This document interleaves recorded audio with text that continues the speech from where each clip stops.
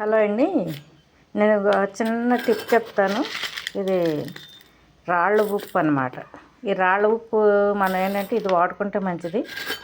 మనం pink salt చిన్న KG packet కొనాలంటే 100 రూపాయలు అవుతుంది. కానీ పూర్వం నుంచి మనం ఈ రాళ్ళ ఉప్పుని, సముద్రపు ఉప్పు, మనకి రాళ్ళ ఉప్పుని ఏంటంటే మనం కొనుక్కుని వాడేవాళ్ళం. చిన్నప్పుడు అంతా ఉప్పు బళ్ళు వచ్చాయి అని అనేవారు మా చిన్నప్పుడు. ఇప్పుడు ఏంటంటే మనకి ఇవి కూడా ప్యాకెట్స్లో దొరుకుతుంది.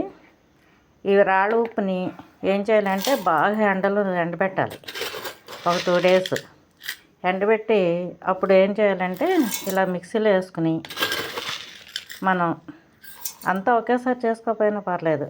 ఒక నెలకి మనకి 1 కేజీ ఉప్పు పడుతుంది అనుకోండి. అంతవరకు మనం చేసుకుని మిక్సీ చేసేసుకుని, ఇదిగో చూసారా, ఇలా చేసి పెట్టుకుంటే మనం ఏంటంటే వంటలు చేసేటప్పుడు హడావిడి పడాల్సిన పని ఉండదు. పులుసు కూరల్లో అయితే మనం పులుసు కూరల్లో అయితే మనం ఇది ఈ విధంగానే వేసుకోవచ్చు. కానీ కొన్ని వేపుళ్ళు తర్వాత ఏంటంటే కొన్ని వాటిల్లో మనం ఏంటంటే ఉప్పు గళ్ళు వేస్తే కరగదు. కాబట్టి అందుకని ఇలా పొడి చేసి పెట్టుకుంటే అప్పటికప్పుడు మనం ఎత్తుకోవాల్సిన అవసరం ఉండదు.